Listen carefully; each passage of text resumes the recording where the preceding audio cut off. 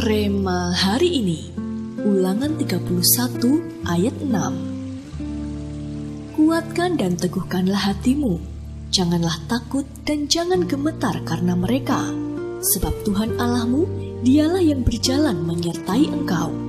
Ia tidak akan membiarkan engkau dan tidak akan meninggalkan engkau.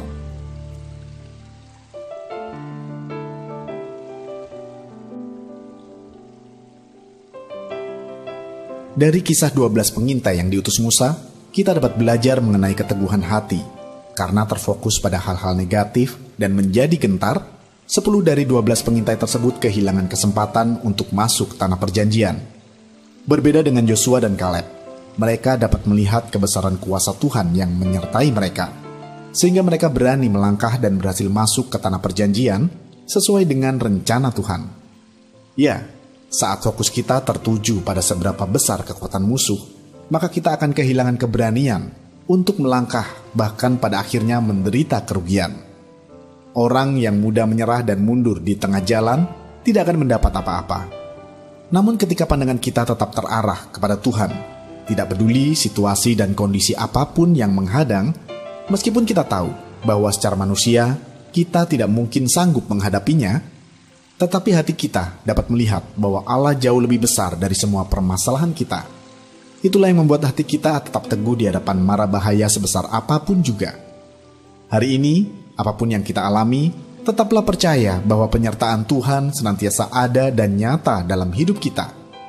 Ketika kita mengandalkan Tuhan dan yakin bahwa Tuhan ada bersama dengan kita, maka kita tidak akan pernah menjadi gentar dan takut. Sebaliknya, kita akan berani mengambil langkah. Fokuskan pandangan kita pada Tuhan, miliki keberanian dan kesetiaan, pakai hidup kita untuk melakukan hal-hal yang disukai Tuhan, dan tanpa kita sadari, hidup kita akan menjadi hidup yang layak diingat di hadapan Tuhan. Apa yang membuat Anda takut untuk tetap melangkah sesuai rencana Tuhan? Mengapa kita harus melangkah untuk dapat melihat penyertaan Tuhan? Bagaimana kita dapat memastikan Tuhan menyertai kita? Bapa, kami berdoa untuk urapan-Mu supaya kami dapat melihat dan percaya rencana-Mu yang mulia dalam hidup kami, sehingga kami memiliki keberanian untuk melangkah.